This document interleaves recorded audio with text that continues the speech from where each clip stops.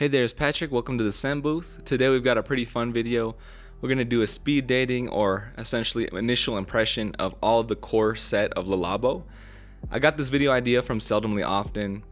He's really tapped into many fragrances that are, niche, designer. Maybe he's done videos on some clones as well, I'm not too sure. But really he tries to explore fragrance in a way that really tailors to his journey. And I like his approach to describing things. So yeah, this inspiration is certainly from him in terms of the video idea.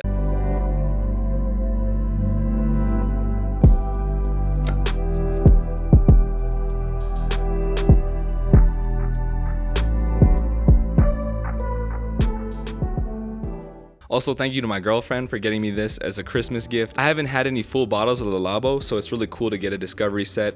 I've been in the stores, some of my friends have them as well, so I've smelled them on occasion, smelled them here and there. I smelled a couple of these samples before too, but I haven't really dove deep into them, and I want to do that here where we get an initial impression. So I will say 17 fragrances is pretty impressive for an entire core collection. They have built that over the years though. I believe the Labo was founded in 2006. It's part of the Estée Lauder family. That's the parent company, really big corporate company. So tons of funding, tons of resources to get the perfumers they're looking for to really build this brand out into what seems like a naturalistic approach to fragrance. Really matches the simplistic energy that they're trying to evoke through their fragrance. And I do find it interesting, honestly, because even though there's going to be naturals used in a lot of these, considering how natural these fragrances smell, I am really impressed, because there has to be aroma chemicals to me with the demand of performance that pretty well I feel like majority of people have when their expectation comes to mind of purchasing a full bottle of fragrance. And I will say, especially at this price point, these are some really pricey bottles for, I guess, what you could consider borderline niche or niche in terms of the construction of the fragrance. But yeah, they are expensive. They are a lot of the times very exclusive in how you pick them up. But there are definitely ways to get some deals, a little bit of discount off. And again, this is the core collection. They do have city exclusives. I'm sure you've seen many videos talking about those as well, where in 1 month of the year, you can buy all of those exclusives in any store. I believe it's October or November, sometime early fall. But every other month of the year, you're gonna have to go to that store. So for example, they've got one for Kyoto, Japan, Tokyo, I believe Dubai, Shanghai, Miami. Yeah, tons of them. But I've smelled a couple of those because, again, my friends have them. But today we're focused on the core 17 right here in front of us. I'm just gonna go from the bottom left, essentially. Actually, you know what? Let me show you the box real quick. So here we are, the discovery set, labeled in Brooklyn, and as you can see, my name is Patrick right on there. Like I said, my girlfriend got it for me, so very appreciative of that. Pretty awesome gift, honestly, for somebody who's big into fragrance. Discovery set, that's a good tip, I guess. If you have people in your life that are getting into fragrance or love fragrance, don't know what to get them, I say go for a discovery set. Certainly doesn't have to be the Labo, but I think there's a lot of intrigue in this set as well. Okay, on to the important information and what you came for. But yeah, we'll go ahead and get into it. So first we're gonna go with Rose 31. I will say lately I've been really on a rose fragrance journey. I think there's so many cool ways to do rose. There's so many ways it can be used in perfumery. Fun fact as well, the numbering that you see on each fragrance for the Labo is actually the number of compounds or ingredients used for the fragrance. I don't know if everybody knew that. I didn't know that for a while, but I do find that interesting. That's something they kind of disclose to you. It is interesting to see how broad the range can be. For example, I believe I have another 13 as the lowest fragrance, and then Lang 49 would be the highest fragrance. So impressive in the variety and structuring that fragrances can have. Anyway, for Rose 31, I do get really a good mix of different rose types. I would say you get a fresh petal. You still get some sweetness that I think a lot of people would kind of imagine rose to be in their head, kind of like a rose water. But then you also get spicy rose, which can come from ingredients like rose oxide.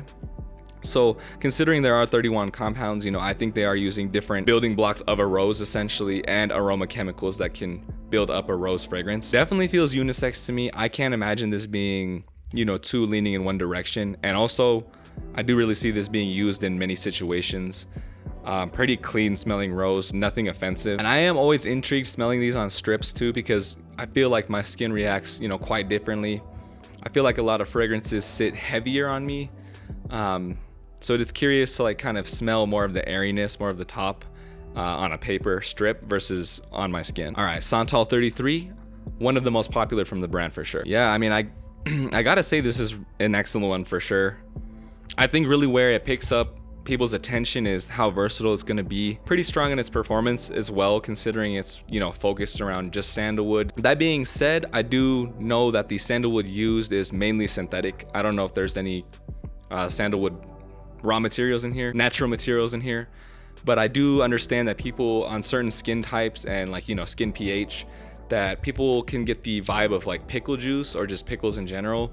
And I've heard that it mainly comes from using synthetic compounds that are replicating real sandalwood. But with real sandalwood, if that's heavily used in a fragrance, I've heard that's less common, if not existent at all, to get that pickle smell. But yeah, this is a classic sandalwood. Again, I think a lot of these fragrances are nice because they'll give you a idea of the material kind of in a more raw form. We'll say a lot of these, just because the name of the fragrance is the note, it actually is not the main player in the fragrance breakdown. But in the case with Rose and Santal, that's the opposite. It is truthful. These are the main compounds being emphasized. But yeah, it's such a nice smell. You know, I think sandalwood really is not something that you smell often until you start getting into fragrance, or maybe candles that come with fragrance. You do get that woodiness the harder you focus on the smell. But really, it's nice to feel that sensation of creaminess that you get within sandalwood. I think that combination of wood to creaminess is, you know, hard to emulate in the same way, at least to get it to the same point that sandalwood creates. I can definitely see why this is a top pick in the archive of the Labo, just because I think a lot of people are going to feel comfortable wearing this. Maybe not in super cold winter days, but honestly, other than that, I think you're going to be pretty solid. You're going to be pretty well off. Another favorite, again, it seems like they put a lot of the favorites at the bottom. We've got Matcha 26 next. All right, so here's going to be an example of where we dive into a fragrance that is named one thing, so matcha, but really I think a lot of the emphasis is around a fig accord, but I think they play really well together. To make a matcha accord, I believe, you know, you use some synthetics, and also I think mate absolute is pretty common in raw material. It's a pretty common ingredient to emulate that matcha vibe. But yeah, I really love this one. Very uplifting, very, again, appropriate for many situations. I wore this one time on skin, and I would say it lasted a lot longer than I thought it would, just because the fragrance does come off as fresh and uplifting. So it is really nice to see how long this pushes through. It does change a little bit in its wear, I would say, getting ever so slightly sweeter the longer you have it on. I guess that fig and the base notes are just transitioning into a little bit darker of a sweetness. But again, this is mostly emphasized on uplifting, peaceful. I definitely see why they, you know, went in that direction of fig and matcha. It's just a perfect combination for feeling serene. Likely my favorite that I put my nose on for the core collection would be Noir 29. Let's spray that real quick. Again, Noir 29 is interesting. I like that rather than putting an ingredient or a note as the name of the fragrance. Noir, the name gives you more of an elusiveness. You know, you're unsure what it's gonna be. But it is funny, this is also a tea and fig emphasized fragrance. In this case though, it's a black tea. You know, you get some other notes in there, some spiciness, I believe some bay leaf as well, to attribute to earthiness and spiciness. I know a lot of people prefer this one in, you know, maybe more dressed up occasions, more nighttime events, but I love this so much. Again, it gives me that sereneness, that peacefulness with a little bit of mystere, and I think that still could be worn every day for, you know, a signature scent, if you will. If I were to pick a signature scent from the Labo, I think this would be the one. So I'm a little biased, I'm sure, just because a lot of these notes really line up with the things I like. But again, it's really offering you a lot, you know, good performance, naturalistic smell, a lot of depth and complexion in the smell for the Labo. And I think it could honestly be a really good conversation starter for people who are into fragrance or who are, you know, new to fragrance. I think a lot of people would find intrigue in this fragrance. All right, enough on that one. Let's move to the next. Again, this is another one of the ones I have worn on skin briefly. And it's so interesting to hear people talk about this fragrance and just trying it out for yourself, especially on skin. But it's so interesting. You get a lot of smokiness, a resinous sweetness as well. And I have heard people, I even smell it a little bit too. If you try really hard to find it, there is kind of like a barbecue sauce note in there because of the combination of smoky and sweet. You know, those are two huge flavor profiles that build up barbecue sauce. I think another attribute to that barbecue sauce vibe is almost like a creaminess there, or like fattiness. So it's almost like you're getting some butter or some fat from the barbecue meat. So yeah, it's really odd to compare to that. It's definitely not gonna come off like that to everybody. Again, skin differences, but I would say that's also in the initial blast more so. The longer you have this on, it really does turn more into that chocolatiness that patchouli can give you. But this is really interesting in the way it was formulated, and I could see it being in somebody's collection. I just think it would be grabbed less, and I feel like I know a lot of people who have a Le Labo and they wear that as like their signature scent. So you just got to keep that in mind. This brand seems to be a lot of people's signature, a lot of go-tos for sure in the collection. Again though, I really still like this. I think that smokiness, that sweetness is really good. Maybe I am a little biased. You know, I do love patchouli scents in general, and I think this is a nice, unique offering. I don't think it would be my top choice though, and I'm sure there's a good amount of other people kind of in that category of classification as well. But still a great thing to put your nose on. Still something interesting, something fun. Another note that I really have been loving lately is vetiver. So we've got vetiver 46. Now I will say vetiver fragrances, especially the type of vetiver that's put in, even when it comes to it being a natural material, can vary a lot. I think this vetiver is going for a much more approachable vibe. This one is more soapy and grassy versus a lot of bitterness and earthiness that you can get in other vetivers. With a slight spice perhaps. It's almost like the vetiver is kind of transformed into maybe like ginger a little bit. I don't think that's actually a note established. But again, it's very interesting how clean this comes together, considering there are 46 compounds in here. You know, I can't even imagine what the dosages are. You know, there's probably so many in here that have such a small dose to like round out the vetiver. And maybe that was a goal with making this fragrance, is to round it out and make it an approachable vetiver fragrance. Wow, this is another one I really enjoy. You know, I haven't worn this yet. Definitely could be a daily, very professional smelling. This so far has been the most, like, if you're in a serious office environment, this is like the one for sure so far. I would imagine too with vetiver, you're going to get pretty good longevity as well. It is a pretty hefty note. But again, you know, there are a lot of compounds in here, so that may differ.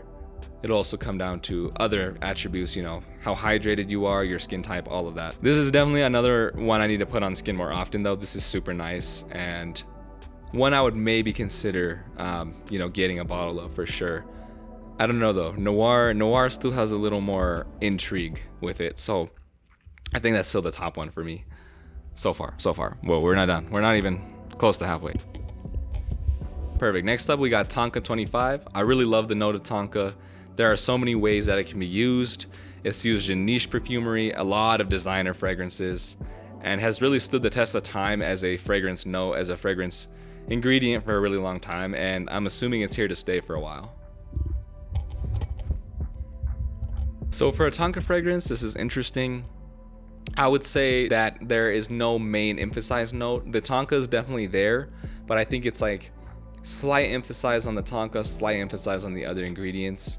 For me, it almost smells like kind of smoky as well, I would say. I like smoky woody as well with the Tonka, but I think that works well because often it's, you know, going to be used to sweeten things more. So I think they are trying to go for a balance versus making a overly sweet fragrance. Another vibe you can get from Tonka as well is like pretty much vanilla as well, you know, sweetness, airiness from vanilla, maybe, you know, in another way cozy and calming in its own right. But yeah, I would say as a fragrance overall, it still has a good mix of airiness too. I would think if you just think about Tonka as a fragrance, it's going to be on the heavier side, but they did a good job of balancing this out, so I can definitely give credit there. But again, I think when it comes to Le Labo, this one has less intrigue than some of the ones we've smelled so far and coming forward. With any fragrance though, I do recommend, you know, get your sample first, see how you feel about this, see how often you wear it, how often you envision wearing it, where you'd wear it, and go from there. But yeah, solid offering for sure. All right, and then we've got the final one for the bottom row. We've got Lang 49. This is a heavy hitter of a fragrance. Lang Lang as a note, as an ingredient, is very intriguing to me. It can be, again, used in so many ways. Often, I would say, used more in more feminine perfumery, but I do like to see it used in more unisex and even pushing into masculine ventures.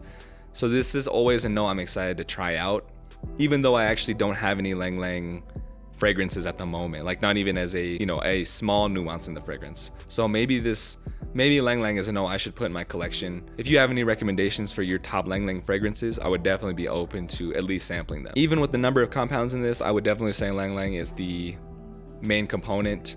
You know, likely some maybe vanilla emphasis too, musks as well. So you could say it leans a little slightly feminine. You could say it leans slightly feminine, but I think if you're really in the realm of, I think if you really enjoy Lang Lang as a note though, this is gonna be really up your alley. The initial spray was very intense. Maybe it's just my nose getting used to it, but it is kind of uplifting. That first really bright initial spray, really it catches your attention. Same with like tuberose, maybe some jasmines. Lang Lang can also give you that sunscreen-esque feel, sunscreen-esque smell. I wouldn't say that's too pronounced here. Maybe if you dig really deep, you know, smell very hard, very concentrated, you might get that. But I don't think it's something to worry about too much if that's not something you enjoy. It has transformed a little bit in the moments I've worn it. I could see this being a signature if you like a little bit more of a sweeter signature with that floral Lang Lang. And yeah, now that I'm thinking about it too, since there's so many components to this fragrance, there's maybe jasmine in it too, or a lot of other white florals. I could definitely see that being a component to complement the fragrance. Maybe other yellow florals too, like Frangipangi, is that what it's called? Interesting. Such a cool name. In the floral territory of fragrances, it does feel somewhat safe, but there's nothing wrong with that if that's what you want your signature to be. All right, another great offering. We've got another 13, very popular. So I'm always intrigued by another 13 because a lot of people would attribute it to being, you know, the smell of skin somewhat, smell of musk, very intentional in its pureness. So I kind of wonder when I imagine that, is that a fragrance that somebody just getting into fragrance would wanna wear, or is this more like one of those subtle nuances that you start getting into the longer you've been in fragrance? For me, when I attribute this to, you know, being musky, I often get the feeling of like pear in the top notes. I've heard a lot of people say that as well. So like a slight fruitiness, not quite a melon, but yeah, definitely like a pear where it's light, it's just ambient in its presence. But because this is so focused on musks, you know, you're gonna get that addictive smell for a really long time. You know, I would say if you're musk heavy, it's going to be a little less projecting, but honestly, I don't think many people would per se wear another 13 to project. I think this is a nice personal fragrance that, you know, puts you at ease, makes you more comfortable. I could definitely see that. And I see why this is a signature for sure. You know, it has some intrigue in the way that it's built, very simplistic, yet it's very effective in what it's doing. And again, as I said, I can really see this being something that people personally attach to, and that's a perfect recipe for your signature scent. Next up, another one I'm not too familiar with, we've got Bay 19. Also, if you do see me looking at the strips, I did write the name on each strip. I've got them all prepared already because I do trust my nose, but if I want to go back, there's so many on the table, I think I might get a little mixed up. So again, another, I don't know, this one does feel pretty musky to me as well.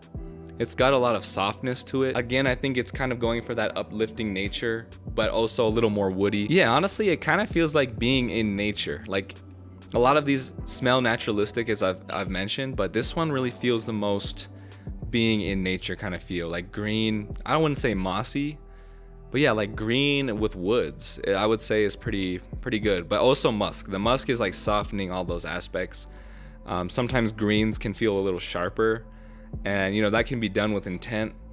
But in here, again, I think they're going for something serene, naturalistic. I wouldn't say, you know, inherently mass appealing, but I could see people liking this if they're into that realm of fragrance. Again, I would see this one as a safe bet if you're into this style, but nothing where you pop out with, you know, excitement or intrigue, I would say. But a really good safe option, and I could see it being a daily, a signature, especially for the office. Very appropriate for that scenario. Bergamot 22, another very popular option. I really love the way bergamot is used in this fragrance. A lot of times bergamot is just the very sharp citrus you're gonna get, but I like that they kind of emulate this feeling of the rind as well. Kind of like a lemon or lime peel as well. You get really like, and I just like that because I think it helps soften the whole initial blast. Again, very uplifting, very natural. I could see this being a signature scent, or especially if you wanted to have like 2 bottles, you know, you go for something slightly darker in the winter months, in the colder months, and then this would be perfect for the spring summer. But honestly, yeah, I mean, just wear whatever you want all the time, right? If you really like this one, just go for it. Yeah, I guess honestly a lot of the Labos are just very well blended, because a lot of these just come off so rounded and soft. You know, that's not a pro or con, I guess. You know, you might want sharpness in a certain intent, but I think for the branding, you know, the feeling that they're evoking with the brand itself, yeah, it really does a good job so far in a lot of these that I've smelled. They're going noticed, but they still have a softness to them. And I think that's kind of the wearer experience they're wanting to cater to. So I've waited a little for this to dry down. I would say more creaminess, whether that's musk or like a vanilla tonka, is coming through. And also maybe the softness too is coming from like a floral nature. I don't know what exactly, but it feels like a light floral. Could be synthetic as well, synthetic materials, but that's definitely helping with the softness too. Again, somewhat safe of an option, but I think the way they do the bergamot, giving you that rind, that peel feel, that's not always done in a fragrance. So I could see this being a nice hybrid of something a little different out there, but also will be safe enough to get you through pretty much any occasion you want. All right, next up we've got Fleur d'Oranger. 27. So Oranger or Oranger, I believe is a note that it could be, I believe is a material that can turn into crystals. So you have to heat it up, melt it down, maybe dilute it as well to make it easier to work with. But really it gives me the vibe of like Neroli Orange Blossom, which is interesting because neroli is also another scent that comes from the Labo. Again, very uplifting. I could see this being unisex, maybe slightly feminine, but I really do love Orange Blossom. I find it very calming, and I think this is a super nice one to go for if you just want Orange Blossom in its pure form. Maybe the oranger aspect is adding more of a citrus element compared to neroli. So I'll maybe compare the two when we get to neroli next, when we get to neroli in a little bit. And yeah, with the citrus and it being so creamy, maybe some musk as well, it kind of gives me like lemon meringue pie-esque without any of the sourness. You know, just if you were to get the hint of citrus with creaminess is really what I'm getting. But yeah, definitely not the sour aspect of a lemon meringue. Compared to the Lang 49, I would say this is even more office friendly. Both could be good options. Somewhat safe, but I do like the blending of everything, but I do like the mixture of everything, and it does, and I can still definitely see people reaching for this as a date. All right, next we've got Jasmine 17. Okay, and then next we've got Jasmine 17. I don't think I've tried this one at all yet, so I'm pretty interested. So really this just come off more as pure jasmine, again probably with a musk or vanilla or tonka. The sweetness is a lot more forward facing if you compare it to something like the Fleur d'Oranger that we just tried, but the initial blast isn't as harsh as Lang 49. Lang kind of has that, again, nose catching aroma to it, versus I think jasmine does come off softer. You know, jasmine is more well known for being a female oriented note, but honestly, I really enjoy this. If you just, again, want something simplistic, I do notice in the core collection, you know, simplicity really is one of the key components of the fragrance design. Honestly, yeah, not too much more to say on this one. I think it's nice, but again, nothing that has major wow factor. So that's up to you if that's a pro or con. All right, cool. We've got Labdanum 18, another interesting note in perfumery. We'll see how they do with this. If you want something more out there, maybe try a sample of this. There's like a strong musk or like, yeah, animalic vibe for sure. It could be done in different ways. I know there's like, you know, animal glands like civet used in fragrances too. Like it kind of gives me that, but it's still pushing through with sweetness too. So it's really gonna be up to you if you like that mix, really. I do see how the sweetness is supposed to balance the animalic nature, but again, I would see you wanting to sample this first before getting a full bottle. A little less versatile for this one, but I do like that they're doing a little something different. They're doing something a little different compared to a lot of the other stuff in the core collection. You know, I feel indifferent about it. I think more so because I wouldn't find myself leaning on this fragrance often. But you know, there's probably people out there who do really enjoy this as a more, you know, certain occasion fragrance, more nighttime based fragrance. So yeah, a little interesting. Okay, we've got Lavendie or Lavin 31, another one that I'm very intrigued about just because I love lavender and I want to see their approach to lavender because there's a lot of ways you can do lavender. Okay, this one's interesting because again, it reminds me of the rose as well, blending different aspects of lavender together. So like you get sweetness, soapiness, maybe earthy and grassy as well. And honestly, off the rip too, it kind of reminds me of like the DNA of Reflection Man, which is weird to say because I don't know if there's even lavender in that. Here, let me double check real quick. So yeah, there's no lavender in Reflection Man, which is what I was thinking. Maybe it could be rosemary.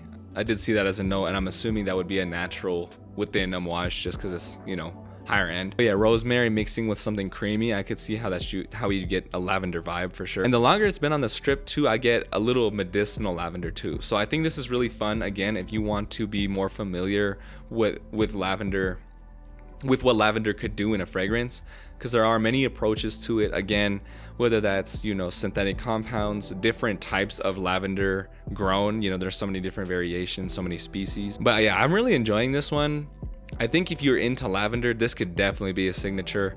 I would almost consider getting this as well. Again, it doesn't have the same intrigue, but I like all those layers that you're getting in the lavender fragrance. I think it's really cool how you can pick out different parts of that lavender note as a whole. Again, maybe some musks too, you know, it's getting a little softer already. Yeah, that one is solid. Cool, we've only got 2 more. Lee 41. Let's try it out.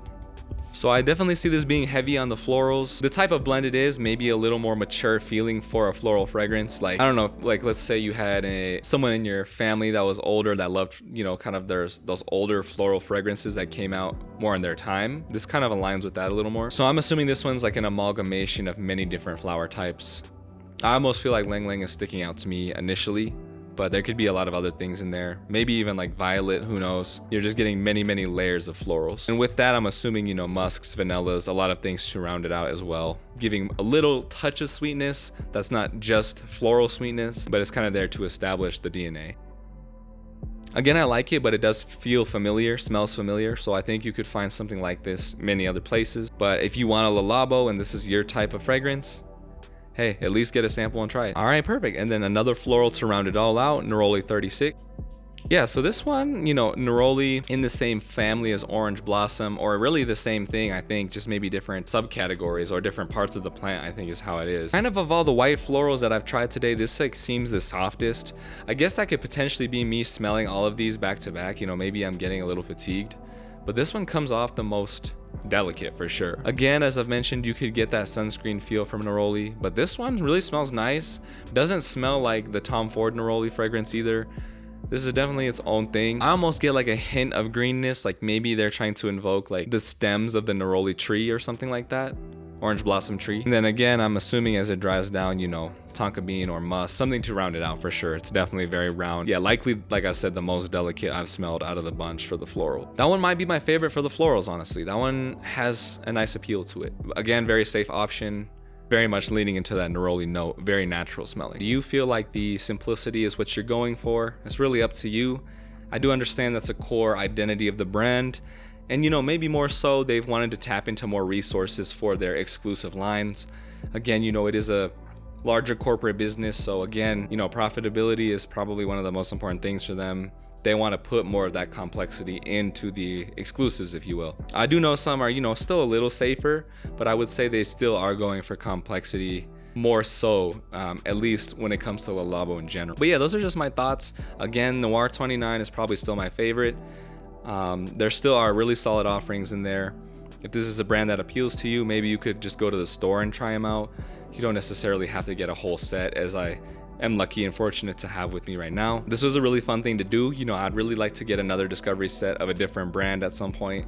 Maybe you can let me know which brand has an eye-catching set that you really think I could check out. I'm certainly more open to more. But for right now, you know, this is a long video.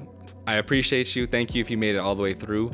Definitely right now I'm just gonna need a little rest before I edit. So, you know, I'd probably do a video like this again, but it's really up to you guys on what you feel, how you feel about my takes. But yeah, time for a break right now. I appreciate your time. Thanks for checking me out. I'm Patrick again. I'll see you guys in another one. Take care.